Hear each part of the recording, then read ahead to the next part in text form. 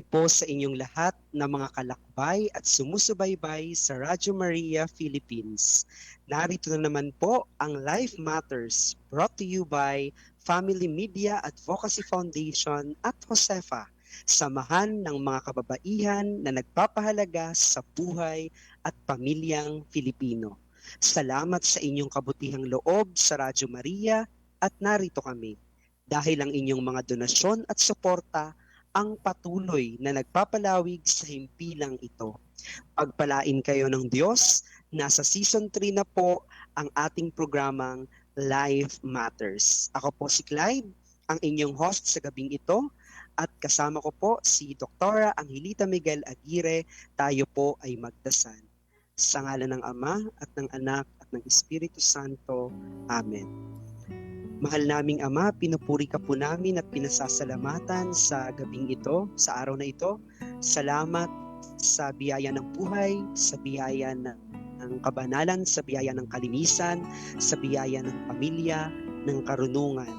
Tulungan mo po kami, Ama, na makapasok sa iyong kalooban. Basbasan mo ang aming guest sa gabing ito na nawa ay maipahayag niya ang kalooban at ang iyong mga ng mga nakikinig sa mga oras na ito, ang mga pamilyang nakikinig sa ito ay patuloy niyo pong basbasan ang bawat isa sa kanila at nawa ay masunod namin ang iyong kalooban. Ang lahat ng ito ay hinihiling namin sa pamamagitan ng Jesucristong anak mo. Amen. Mahal na Birhen ng Guadalupe, ipanalangin mo kami. Sa ngalan ng Ama at ng Anak at ng Espiritu Santo. Amen. Ang panauhin po natin ngayong gabi, walang iba po kung hindi ang panauhin din po natin noong nakaraang session natin, ang director po ng Human Life International sa Asia and Oceania. Walang iba po si Dr. Ligaya Acosta. Good evening po. Good evening, everybody. Thank you for having me again. So marami tayong pag-uusapan ngayong gabi at ang part 2 natin ay ang solusyon. Dr. Gay, so pinag-usapan natin yung maraming problema kung bakit nagkakaroon tayo ng teenage pregnancy. So marami tayong pinag-usapan na pinanggalingan ito. And siguro maybe we can recap a bit kung saan nga nanggaling at ano ba naman ang solusyon natin para natin ma-address ang problemang ito.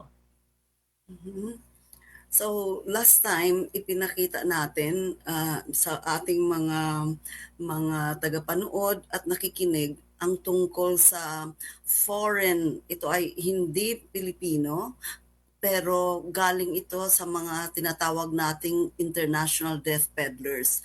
Tapos yung sex education na ito is really meant to take the guilt, to relieve our young people of guilt so that they will be sexually active. So that's actually the purpose. The goal is actually to make them sexually active.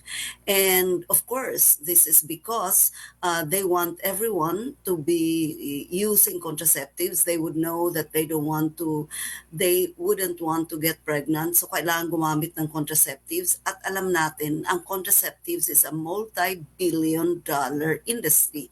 So negosyo ito. And then, because of course, contraception fails so many times, so there would be a demand for abortion. And if contraception is a multi-billion dollar industry, ang abortion po is even a bigger business. And very, very sadly, itong lahat ay nakapasok na po sa Pilipinas sa matagal na po na panahon. Because ito pong international death peddlers na ito, they are funded by mind-boggling amount of money na ibinibigay nila sa ating mga government and non-government organizations na dahil sa sobrang laki ng pera, these institutions actually fall into the trap. Yeah, totoo yan sinabi mo, ano? Kasi sa pag-aaral sa Amerika, ang nakita nilang offshoot ng comprehensive sex education ay naging hypersexual daw ang mga kabataan. Right. Kasi ini-stimulate mo yung kanilang innocence at kung ano-ano itinuro sa kanila, imbes na igalang, no, ang pagkasagrado ng human sexuality, naging parang laruan na lang kahit Yeah. saan, kahit sino. At yan ay hindi nga yan parang nagmula sa walang pinanggalingan, kundi merong nagturo, no? Yeah. So how do we address this serious problem? At kasi maraming hindi nakaka-recognize nito. At maraming nag-a-agree sa comprehensive sex education. Hindi naman nila alam yung content. Hindi naman nila binasa kung ano ba yung nandyan. Palaging sinasabi na lamang na mga kontrabida daw tayo, Mhm. mga medieval thinkers. Pero ano nga ba ang dapat nating gawin para ito ay masugpo? Siguro magbibigay ako ng 6 and then from there pwede na tayong mag-discuss pa more. Mhm. Number 1, kailangan, especially for the parents, we should learn the faith. Seryosohin natin ang ating pananampalataya at kailangan turuan natin ang ating mga anak, teach our children the doctrines, because the best foundation for a healthy and respectful attitude towards sexuality is actually ang full understanding of the moral teachings of the church. At napakaganda po ng mga teachings ng Catholic Church. Ang mga bata, akala nila, mga kabataan at ang ibang mga individuals, they think ang Catholic Church kontrabida, pero hindi po. Yung Catholic Church serves like a guardrail, no? Kung makikita natin yung mga kalsada na talagang very deep ravine, linalagyan ng mga guardrails ang ating gobyerno to prevent the vehicles from falling. So ganun din ang Catholic Church. Naglalagay sila ng mga guardrails, itong mga teachings to make sure na mapupunta tayo sa ating dapat puntahan, and then hindi tayo mapupunta sa impyerno. And then second, kailangan we should keep family relationships close and vital. So, ang mga parents, tayong lahat, we should talk, and not only talk, but we should also listen to our children. And then we have fun together, supervising extracurricular activities, getting to know their friends. Nung aking mga anak, maliit pa sila, high school, college, when they were still studying, I preferred na yung mga kaibigan nila pupunta sa bahay, and I would really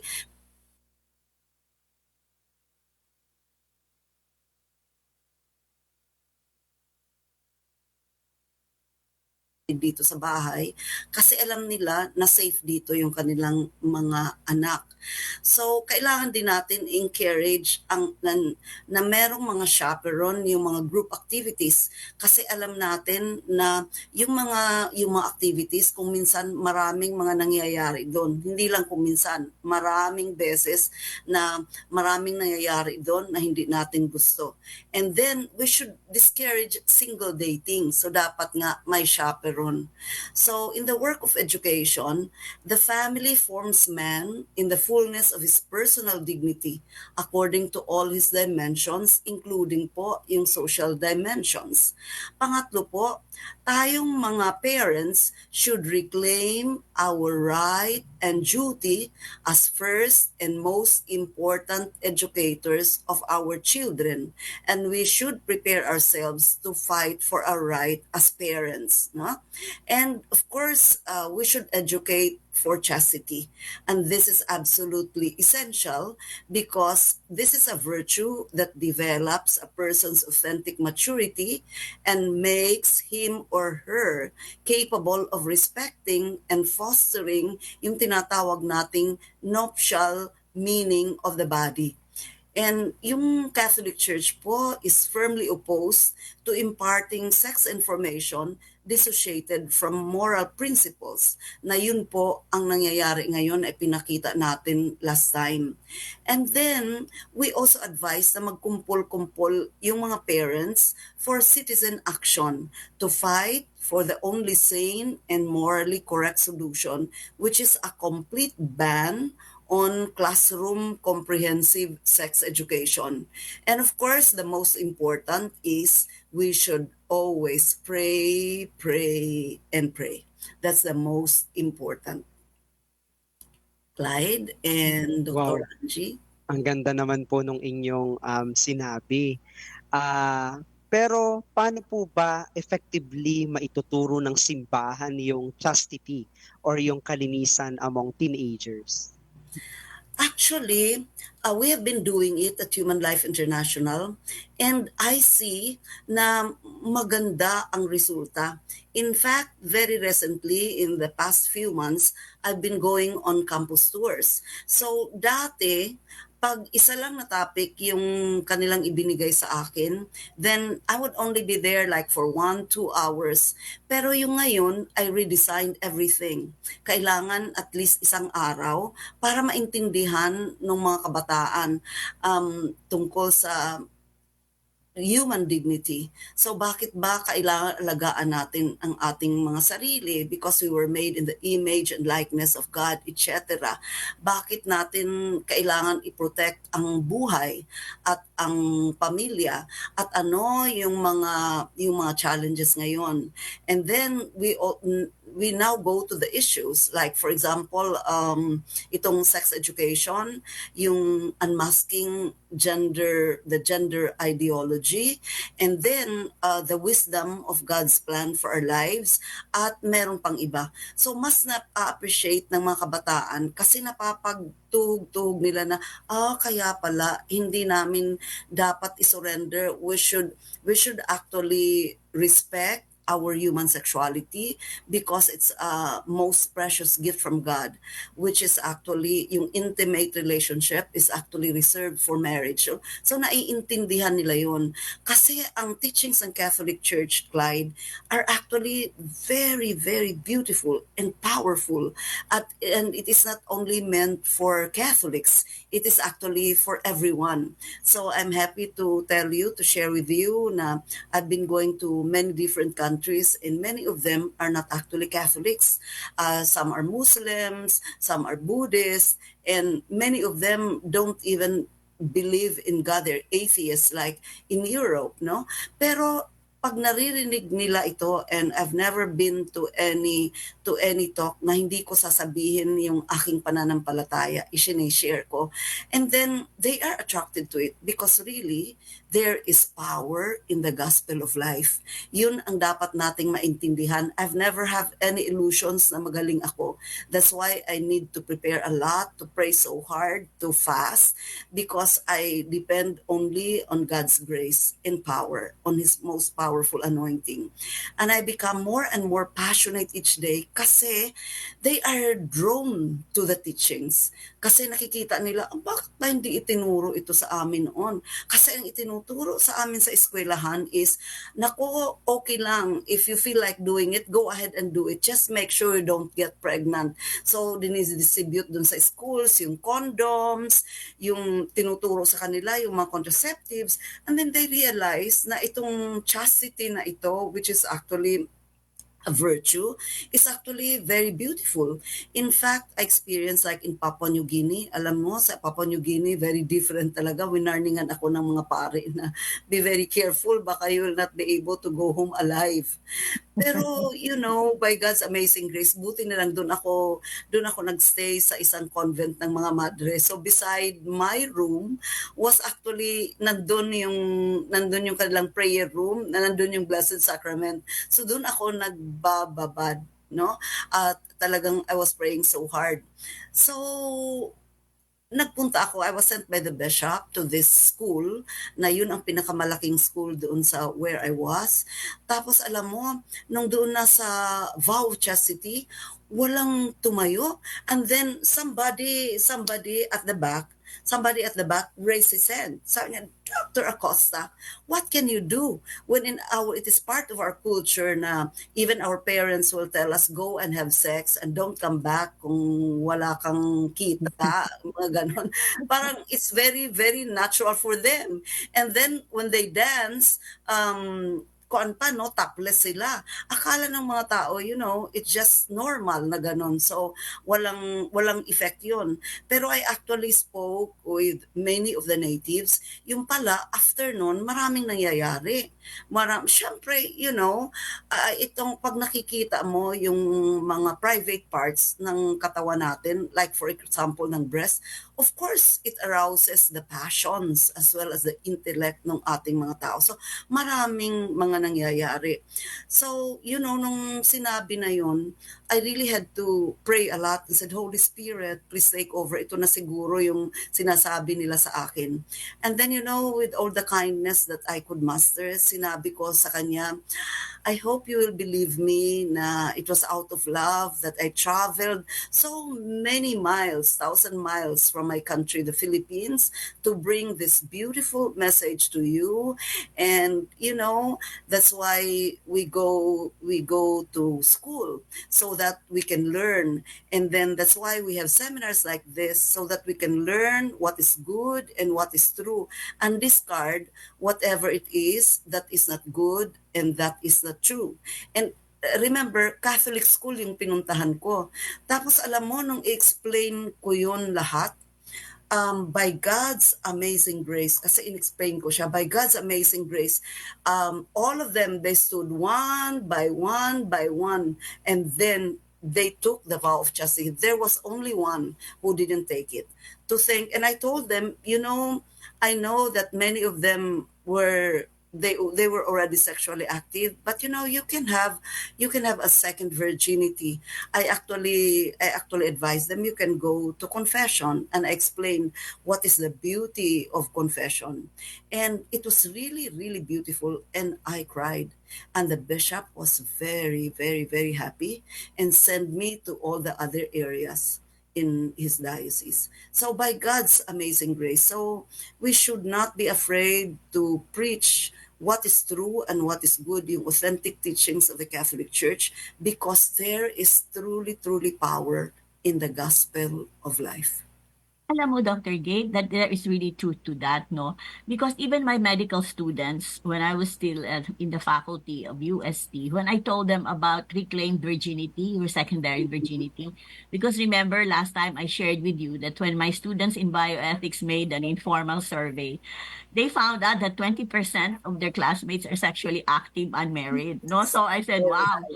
And in the 90s, when they did that study in the University of the Philippines, in that particular study, they showed that 10% of the kids were sexually active unmarried. Oh, And of course, a few decades after that, with this 20%. value-free sex ed, naging 20%. In fact, when I share that with other people, they say, Angie, ang baba niyan. I'm sure mas mataas pa dyan. Sabi ko, well, at least that's in UST, no? But then, when I talk to the kids about, to my students about secondary virginity and reclaimed virginity, they were like, wide-eyed and say, it's possible. Sabi ko, you can reclaim it after making a good sacrament of reconciliation. It's possible that you promise that from here on, I will be a virgin until the day I'm married. You can still do that. In fact, sabi ko, in America, there are groups of kids who have this kind of, association. Pero syempre, embarrass naman daw silang mag-member dito niyan. Kasi pag member ka na, siguradong secondary ka na. Sabi ko, well, but you can do it quietly, no? Yeah. And so, it's really important that what you shared, kailangan sabihin, no? Kasi Kailangan sabihin. importante. At saka, again, if I may share, miski sa Amerika pwede to. In fact, based on data, when they launched the True Love Waits program in America, 500,000 kids signed up. Right. Sa Pilipinas ni-launch yan, 50,000 lang daw ang nag-sign up. But at that time, sabi nila, most of our kids still believe in, the value of chastity and, keeping yourself a virgin until the day you marry. But that was in the 90s, no? Yeah. Pero ngayon, talagang iba na, no? Kaya kailangan talaga this module that you're talking about. I hope you can share it, no, with the schools, no, and show, maybe compare what they are doing and what the module of Human Life International is. It's Because really if you can very, very deliver it in important. one talaga day. siya. Yeah. Well, Clyde, you're in a Catholic school. What is your comment there? Because Clyde teaches in a Catholic school. So, ano yan sa inyong Christian living? Sa school po namin kasi, may ini-invite po yung Live Pure movement. So Ah, monthly nagre-recollection yung mga bata, nagli-Live Pure Okay. movement that's sila. good. Yeah, So that's from they CFC, right? yes Mhm. po, from CFC po, yung ano na sila ngayon, missionary, Families of Christ. Yan. Mission. Sila yung opo, ganun na yung, di ba yung Yung nagbago po sila Missionaries for ng Family name. and Life ang nag-aano niya. Yeah, Opo, Live Pure is opo. Missionaries for Family and Life. Yeah. Apo, yung Live Pure movement. So they are aware po. And then sa Christian living po, in-include po yung morals, may moral Right. theology po. Very And good. then isinasali po yung may ethics din po sila kahit papano. So they meron silang awareness po. And ang nakakatuwa po, meron po tayong ilang mga actors and actresses sa mainstream media na alam ng mga estudyante that sa interview they do practice chastity. Yeah, meron Tulad ni tayong meron sila Edgar Allan Guzman yan, mga nagpa-practice daw ng That's good. So ah yun ang opo. dapat So emphasize ang following. Yeah. opo. Hmm. Yun. Kasi nakikita po nila sa interview, kaya po parang may mga trend din sa ilang kabataan ngayon na sinasabi nila they are celibate. Sabi ko sa pari yun, yung that's really good. celibacy. So now they are Dapat yung proud, term at nyo least. chaste, you are chaste. Opo, at Okay. least they are proud. Ganon, may mga bata na po ngayon na sinasabi nila na alam naman po natin may mga bata na sexually active, unmarried. And then all of a sudden, maghihiwalay dun sa kanilang girlfriend or boyfriend. And then ang sinasabi nila, they are 3 months na silang chaste. So they are aware na itong second virginity and then yung sacrament of confession talaga po, malaki din yung naitutulong na even though your sins are scarlet, they can be white as snow. Yun po. So at least po merong mga initiatives yung ibang religious group. Pero sana yung iba ding religious group magkaroon din po ng initiative to have this promotion of chastity. Sana active yan sa lahat ng eskwelahan. Yeah.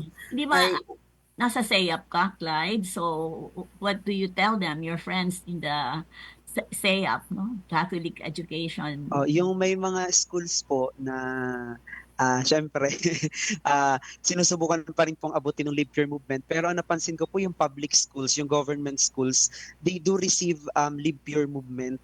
Dito po sa atin sa Gumaca sa Quezon, yung mga public schools dito napunta rin po sa kanila yung Live Pure movement. And they acknowledge and receive okay po yung pagtanggap nila sa chastity. So, yan ang solution palagi. At least may kasama very true. Kailangan tayo dyan. we shouldn't be quiet. Sabi nga ni Saint John Paul, silence is not an option. And we should not be afraid. Kasi even in Europe, I have had a speaking tour in Europe 3 times and many more times in the US, all over US. Siyempre, ang akala natin na talagang doon, grabe na. Talagang sobra-sobra ang freedom of sex sa kanila. Pero hindi. They actually appreciate the talks and that's why they invite us again. Kasi nakikita nila kung saan talaga ang mas logical at saan ang mas maganda. Ito bang atin or yung doon sa walang value na comprehensive sex education. So, and then nakikita na nila, kahit yung mga naka-experience na, how they end up broken. Kasi alam mo, yung akala nila, yung itinuturo nila that you can just have casual sex, hindi nila alam na syempre pag ginagawa mo yon, yung intimacy, yung emotional bond na naghiwalay kayo, it really takes a toll. Especially on the women, right? Yeah, especially on the women and also on the men. Pati yung abortion doesn't only affect the women but also on the men. But yes, more especially on the women.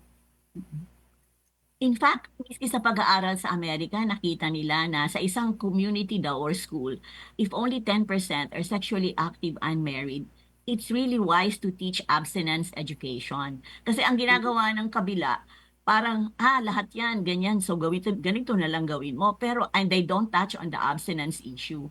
Pero pag tinuruan mo talaga sila ng the beauty and sacredness of human sexuality, and the real freedom in remaining chaste until the day you marry, di ba? Kasi pagka sexually active ka before marriage, ang daming repercussions niyan. Ang daming mga sad stories, di ba? Yes, yes. So, kaya kailangan talaga maintindihan ng mga kabataan yung consequences. At saka hindi lang puro rights, kundi yung responsibility. Yes. And then, I would like to emphasize yung sinabi ko kanina, ang role ng parents and family.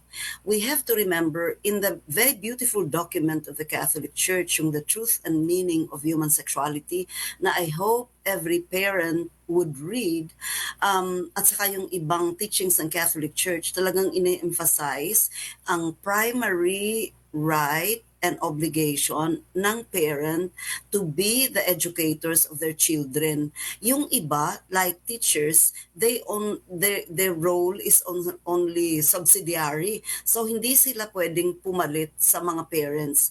Ang nangyayari ngayon, I have spoken, for example, for teachers, akala nila, ay wala namang alam ang mga parents. So dito na lang namin. Laging ganun ang sinasabi kasi sa kanila, wala namang alam ang parents. Wala daw alam ang parents, my God. Sabi ko, alam mo, ang mga parents, talagang binigyan niya ng grasya ng Diyos. Kahit grade 1 lang ang inabot nila, binigyan niya ng grasya ng Diyos kung paano i-raise ang kanilang mga anak. And then, it's only the parents, kasi, every individual is unique.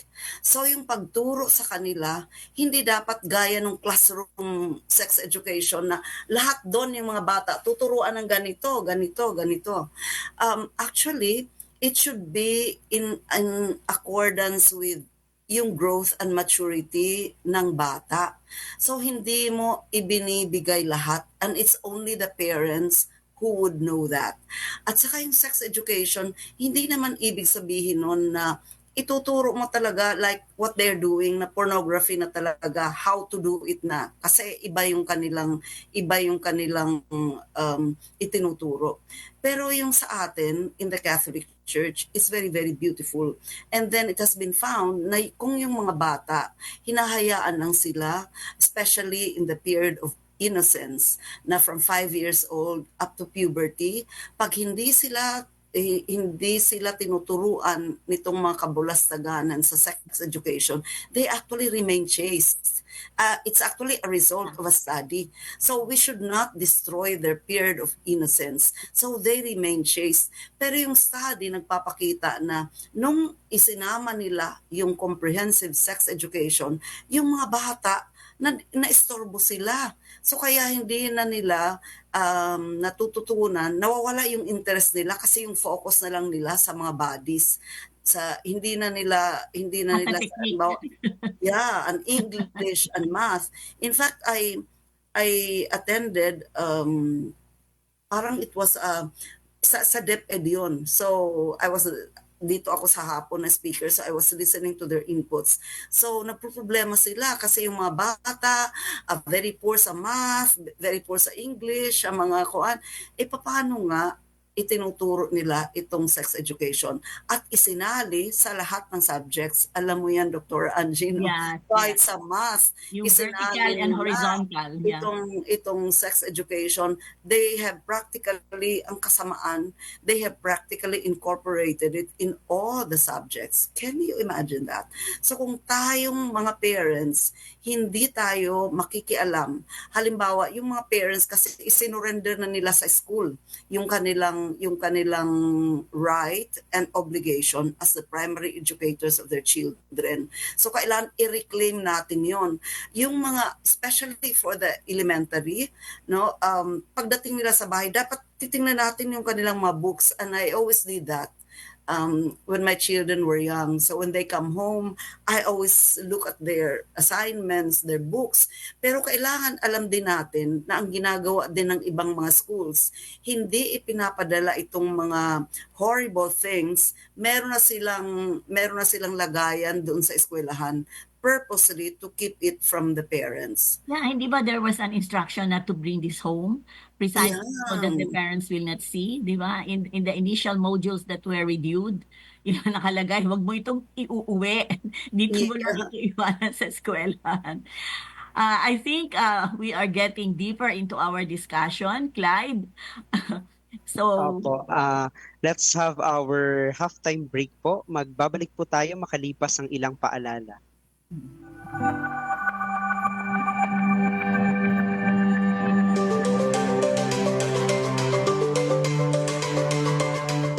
Kayo po ay inaanyayahan naming makiisa sa pagmimisyon ng Radio Maria. Para po sa inyong pakikibahagi, maaari pong mag-abot ng inyong tulong pinansyal sa pamamagitan ng mga sumusunod na bangko. Sa Metrobank, ang account number po ay 102-310-229-223-6. At sa Metrobank Dollar Account, ang account number po ay 102-210-200-660-1. Welcome to Radio Maria Family.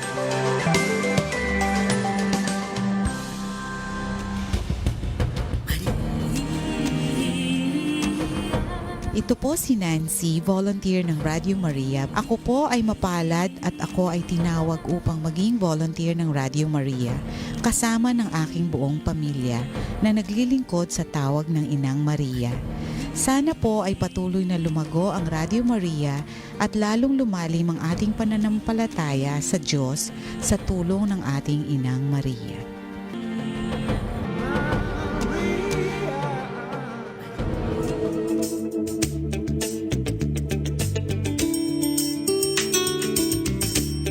Ang Radyo Maria ay mapapakinggan sa mga sumusunod na cable TV companies ng Complark Technology Network Incorporated sa Channel 99, sa Tarlac High-Tech Cable TV, CLC TV at ACCTN, sa Pampanga, ACCTN, Complark at CLC, sa Bulacan, Golden Eagle Cable Corporation, Good Shepherd Cable TV, Villarama Cable TV at CLC, Rainbow, NSCV, sa Bataan, Apollo Fly Cable TV at Mariveles Space Cable at sa Concepcion Pay TV Network. Halina't makinig at makibahagi sa misyon ng Radio Maria.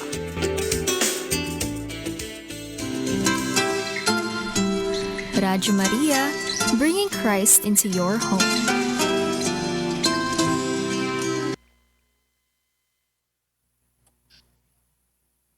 Muli po tayong nagbabalik sa Life Matters. Kasama pa rin po natin ngayon si Dr. Angelita Miguel Aguirre at si Dr. Ligaya Acosta. At ang topic pa rin po natin ay ang teenage pregnancy. Paano susolusyonan o matatapos itong teenage pregnancy na ito? Clyde, meron akong gustong i-share. Kasi Okay po. gusto ko sundan yung sinabi ni Dr. Gay about the influence of parents. Kasi I remembered, yung kasing meron akong ka-sister sa Amerika because she's a nurse and married to an American. So meron akong niece na half American. Eh nagulat ako, Gay, one time when I visited her, Jenny was wearing a chastity ring. Sabi ko, oh, what's that? Sabi niya, oh, Tita Angie, nag-swear siya dun sa chastity before marriage. And my mother is actually very instrumental in bringing her up because my mother went to the States the moment she was born until she was 16.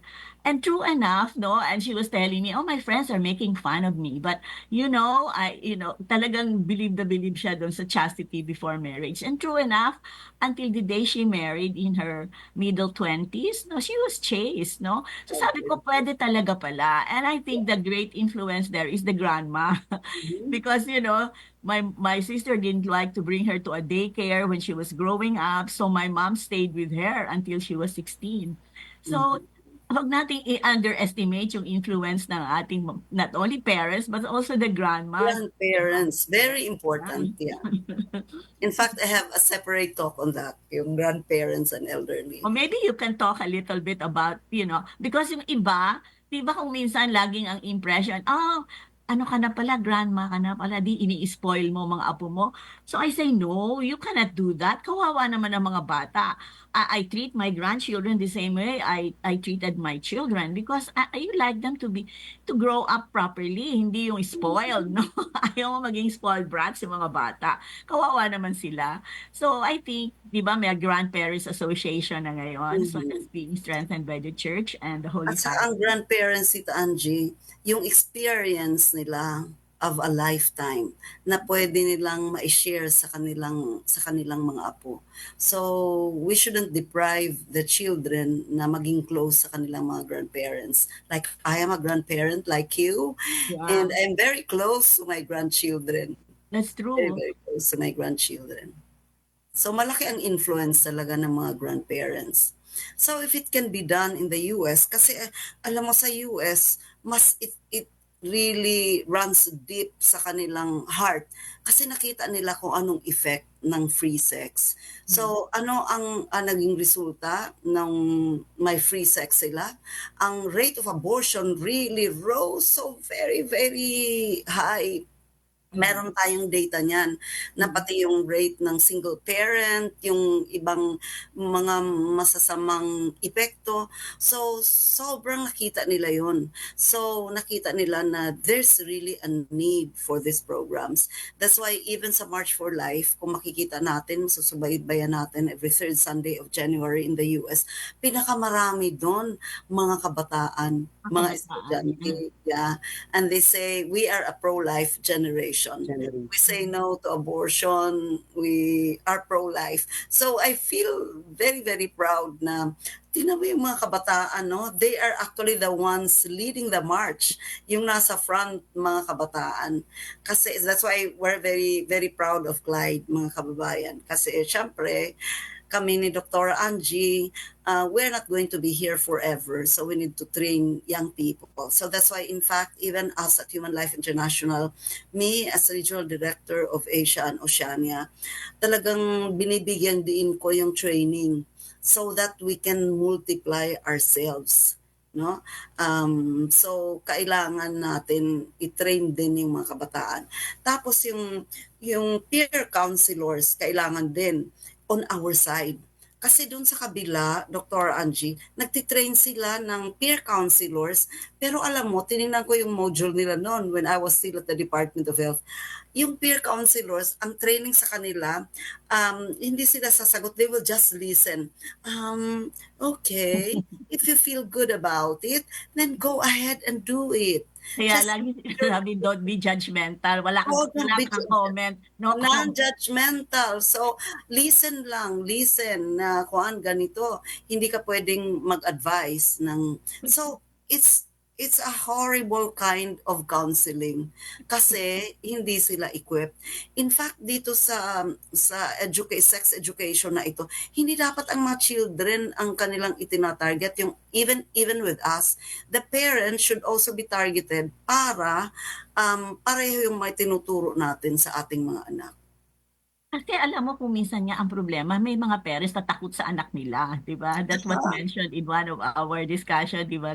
'Di ba, Clyde, na naobserbahan nila na Yes may po. mga parents na takot na ma-offend yung anak nila kasi ito ganito. But kasi siguro nga yung relationship is, medyo And problematic. then, Kasi yun din from ang the very itinuturo. beginning, it's Yeah. friendly, no? But, yung sabi nga nila, yung parenting na authoritative, not authoritarian. Kasi ang Kailangan authoritative, ka daw you friend extend. lang you are a friend lang to your child. So, alam mo, hindi lang tayo friend, we are parents. Yes, So, number ang one parent, parents, the friend. meron tayong authority. We are the primary educators of our children. We have that responsibility. And hindi lang friends. Kasi kung friend ka, yun na nga ang mangyayari na takot ka na you will offend your child. Pero hindi. Kasi pwede nating sabihin ang truth na with love. Yes, So, that's right. yun yung Yung tone ng voice ang importante, yung body Yeah, ang language, tone, and how it's very delivered. different. Yeah. Kasi it's school, nakita natin yun, di ba, Dr. Angie, yung mga inanalyze nating mga books, talagang sinasabi doon, don't believe your parents kasi they belong to sinaunang panahon. So, Yeah. so wala daw tayong karapatan. Can you imagine that? So, yun ang mga sinasabi. So, that is why parents really need to be empowered. And I would like to repeat yung sinabi natin kanina, ang mga parents, kahit grade 1 lang ang inabot, they are given by God a special grace to be able to raise their children the right way. Alam mo, Gay, yung sinabi mong the face of the pro-lifers in America are young. Ang naalala ko dyan, yung kwento sa akin ng isa kong friend, the pro-lifer, when he was talking to Professor Jerome Lejeune, no? The famous French geneticist, no? Who discovered trisomy 21. O baka maging saint na siya. Sana nga, oo nga. And ang alam mo, ang sabi daw sa kanya ni Professor Jerome Lejeune when he was worried about the pro-life movement, sabi daw niya, don't worry about them because they will self-destruct because they are not producing children. Sabi niya, Right. the newer generation will come from the pro-lifers because they're the ones having children. Sabi ko, oo nga, ano? So, di ba, sa March for Life, kitang-kita mo na yan, di ba? Yeah. Yan ang mga anak ng mga pro-lifers na nagsimula niyan 50 years ago nang baglalakad sa Washington, D.C., di ba? So, Kasi sa Amerika, even at HLI, kasi syempre ang HLI, we have a chapel there, at yung mga sa surrounding ng mga families, they come to HLI for mass, and we usually do it at lunchtime yon. Tapos makikita mo yun, yung mga anak nila, 5, 6, 7, 8. yeah. Tapos yung aming resident priest noon, he passed away already. Nakakatuwa kasi palagi siyang may mga chocolates. Yung mga bata, talagang they really love coming to church kasi after that, yung pare magbibigay sa kanila ng mga chocolates. They line up. Pero alam mo, sila in Front Royal, Virginia, where HLI is, alam nila na mas importante ang mga anak kaysa sa mga bagong kotse or mga luxuries in life. Because they know that parents are actually more precious, more valuable than any material wealth that we can have. And in fact, one of the greatest gifts that we can give to our children are actually brothers and sisters. Kaya din maraming mga bata na hindi sila happy kasi nandun na lang sila sa gadget, no? Saan ba ako noon? I was in one city here in the Philippines, Zamboanga ata yun. And then, dun kami hinaw sa isang napakayaman, isa lang yung anak nila. Tapos nakita ko yung bata, nakakaawa, nandun lang sa computer niya talaga, wala siyang kausap kasi busy yung mga parents, and you don't even know kung ano na yung pinapanood niya doon. And alam natin na yung mga games, mga games na akala natin ay very inosente, hindi po. Marami ding mga games na At saka alam mo, ang mga nakakaibigan ko na solong anak, sila, when they marry, they want to have many children. Because sabi niya, naranasan nga ko, Angie, how sad it is to be just by myself. Sabi niya, wala akong cousin. Sabi niya, ganun. So, in other words, talagang malungkot kung mag-isa ka lang. Kaya sila, they go back with a vengeance. When they got married, marami silang anak. Kasi sabi niya, hindi maganda. So, kaya dapat yung value of having more children, dapat sama natin sa ating mga talks para malaman din ng yung mga kabataan ngayon the importance of having large families. Naalala ko yung I think the last school yung pinuntahan ko, hindi lang colleges and universities, meron ding isang elementary school. So na-realize ko lang na importante din pala silang puntahan. Can you imagine, the week before I came, merong nagpunta doon na international organization at itinuro sa kanila yung safe sex, yung use of condoms. So it's good. I was there kasi na ganyan ko yon. Tapos yung na hindi dapat sila manganak. And then obserbahan ko, merong isang bata, kasi sinishare ko that I'm the 9th of 11 children. Kahit sa mga kabataan, kailangan i-share mo yon kasi nakikita ko, mag-survey ka. How many of you come from 8 children families? Wala. 5, wala. 3, wala. 2 or 1 meron. Pero merong isang bata doon na she smiled nung sinabi ko na I'm the 9th of 11 children. Tapos sinasabi ko na what were my experience. Tapos nakita ko na nag-smile kasi nung una napapansin ko siya from the corner of my eye na parang meron siyang inferiority complex. Hindi siya nag-smile. Tapos later on, I realized na 15th siya. Number Okay. Parang 15. nahihiya siya kasi siguro may Pinahihiya niya siya. na ika-15 siya. So ang ginawa ko after my talk, I went to her kasi sinabihan ako ng kanyang mga classmates. Tapos pinuntahan ko siya at hinag ko siya, congratulations! Sabi ko, you see, pareho tayo na ko ang ganito, ganito. So she was very happy and from that time, nakita ko yung kanyang smile na very different na. So we really need to continue what we are doing to promote the value and dignity of human life. Clyde, ano naman ang mga tanong ng kabataan sa ating chat box Opo. sa Facebook? Ito po, ang sabi po nila, so yung chastity po is to prevent, to avoid teenage pregnancy. Paano naman po kung nagkamali na at naging teenage mother na? So how can we encourage teenage mothers to choose life instead of abortion? Yeah. So, kung nangyari na yon, we of course also preach na tayo, in the Catholic Church, we are very blessed in the fact that we have most merciful God. Na kahit sinabi mo nga kanina, even if our hearts are as red as crimson, the Lord can make it as white as snow if we make a good confession. So I also make that a part of my every talk, especially for young people, para ma-realize nila that we really have a merciful God na pwede kang patawarin sa pinakamalaking kasalanan na ginawa mo. And you just need to have a good confession. Merong isang bata na from college, hindi nga niya alam na ang abortion is actually a mortal sin. Kasi ang sinabi niya, no, I haven't heard that from our priest, from the church. Nobody ever told us that. So she actually had an abortion. So kailangan sasabihin din natin sa kanila, kung nagkamali man kayo, then you can actually go to confession and raise the child. Tapos nagbibigay tayo ng mga examples. Like in America, they actually have an association there of children conceived of rape or rape na yon ha. Tapos yung kanilang president is actually a lawyer, a great lawyer in America. Yeah, So sinasabi nila, we are not rapists, baby. We are God's children. So even if children are conceived in the most difficult of circumstance. Like for example, merong nagbuntis dito na parang elementary pa lang yun, no? So, can you imagine how very difficult is that? Na there is actually a way out at maraming tumutulong. Usually, ang mga parents, we are very blessed in the Philippines kasi we have families very closely knitted pa yung ating families unlike in other countries. Pero kung in case na merong problema, walang nag-aalaga sa kanila, meron din tayong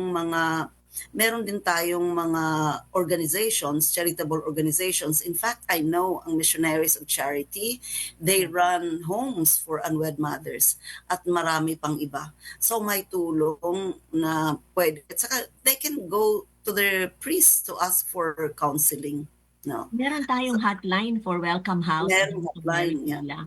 In fact, I have referred to them, Gay. I have referred to them, let's say, a young person who got involved with a married man and therefore problematic. So we referred her to the Welcome House and she kept the baby until it was born. And since the guy is married, so she gave it up for adoption.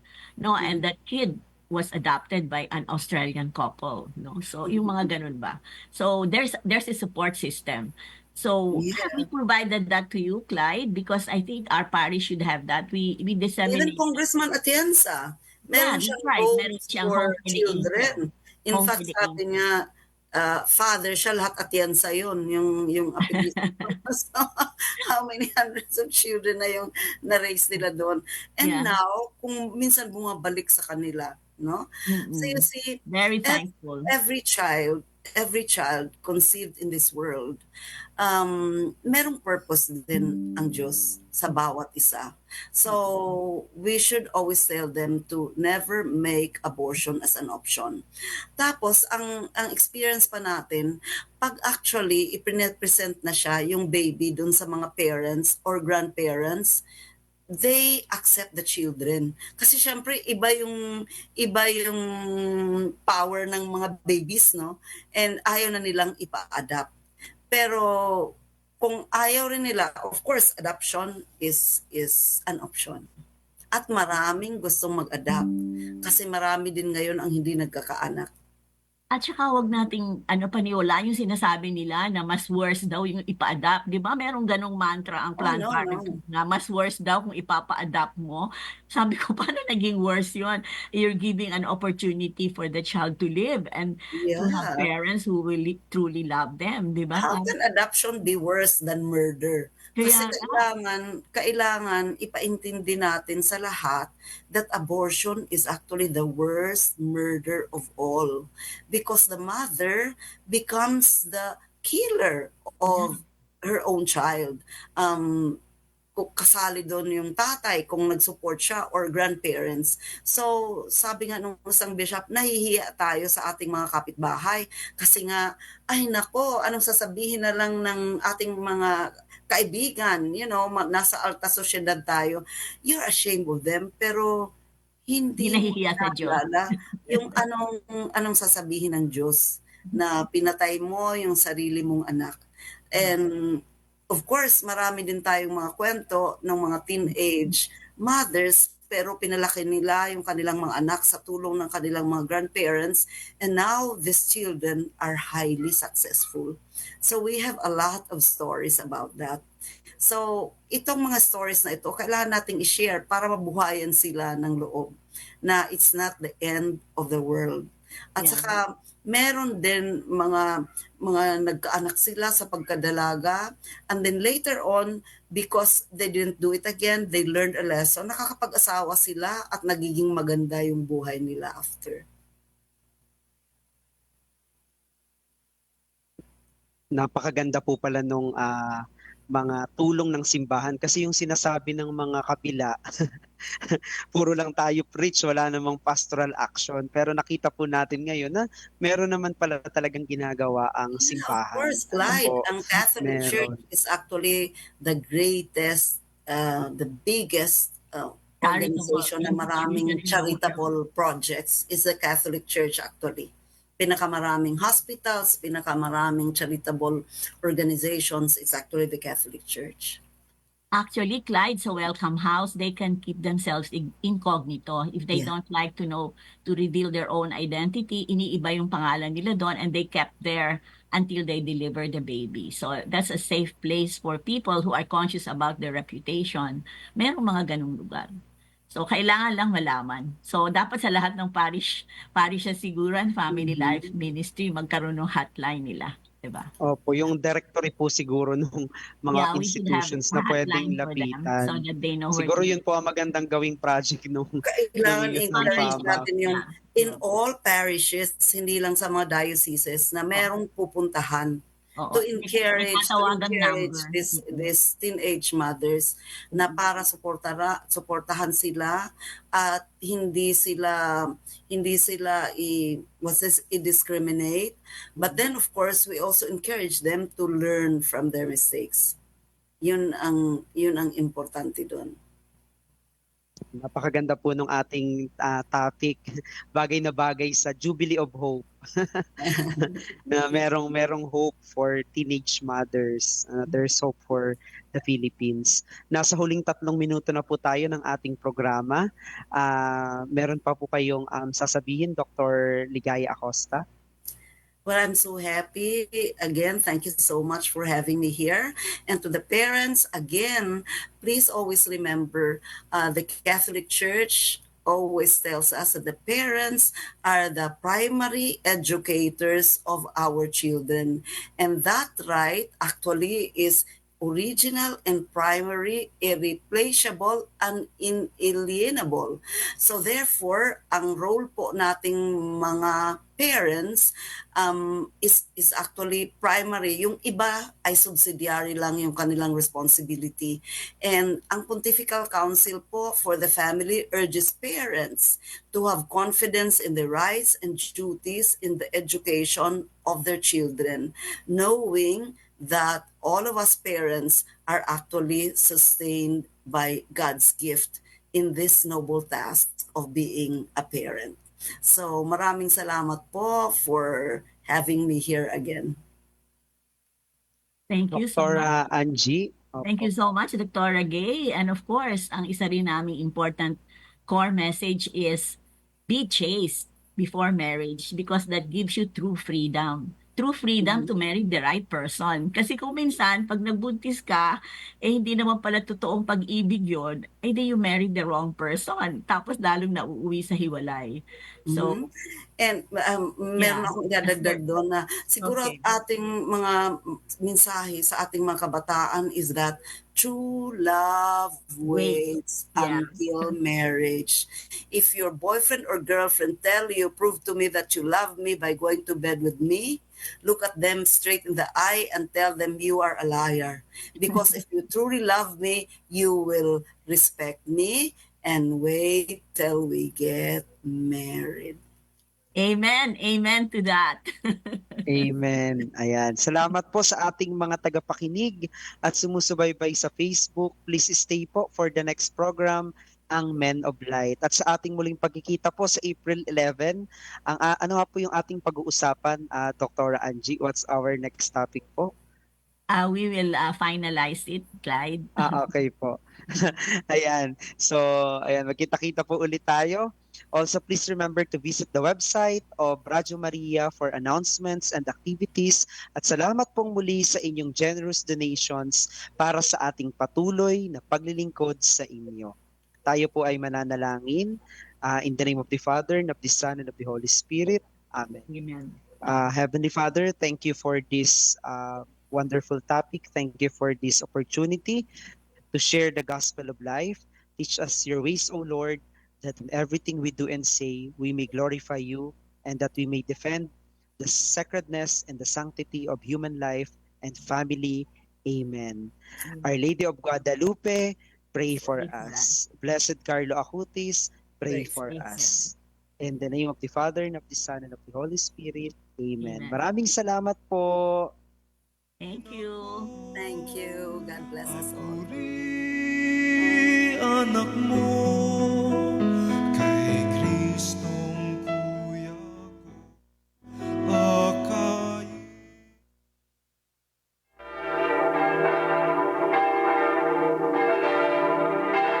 Good evening.